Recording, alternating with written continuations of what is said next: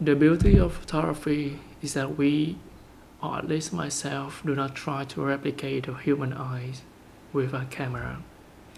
I like to represent my memory and my eyesight with color of film recipe and different way of exposure. The human eyes can capture 22 stops of light and a million color, but the human eyes and our brain will dull out the interesting part of the objects.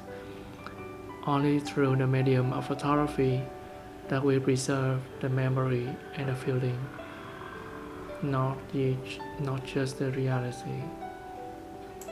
On the last video, I have discussed about the X Pro 2 camera, on how it helped my photography to advance and the feeling of using that camera. In this video, I'd like to share some thought on the X Pro1 released in 2014. I borrowed this camera from my friend who bought this X Pro1 before I bought my X Pro 2.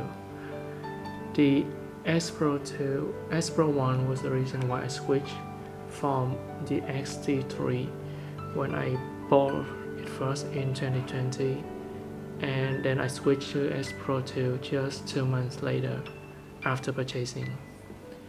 Back in 2020, the X Pro1 was popular among many YouTubers.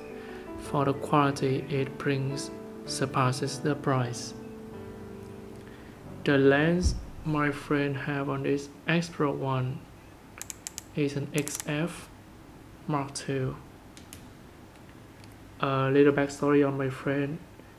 His acquaintance to the X Pro1 is very interesting story.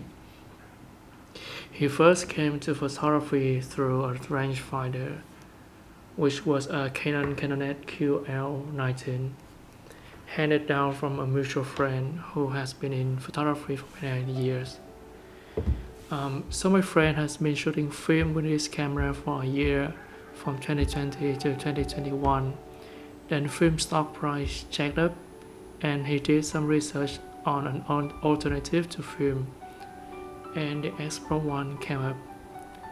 Many people at the time claimed that the X-Trend sensor was the most film-like in the market for the price. About the autofocus of this camera, it is quite slow, but you can use the manual focus mode when pressing the focus button at the back, and then you will use the zone focusing, which will make the camera a lot quicker. The best thing about the X Pro1 is that it has the optical viewfinder. We can put out our eyes through the viewfinder, and then we can have the feeling of looking through an old film camera, and all of that makes the X Pro1 one of the most interesting cameras to use.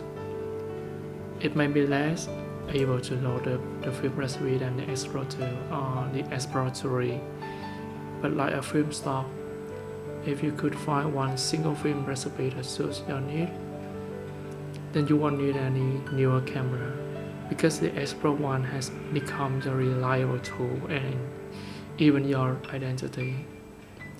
Same as my friend, he does not need a newer camera because he likes shooting with this reliable X Pro1.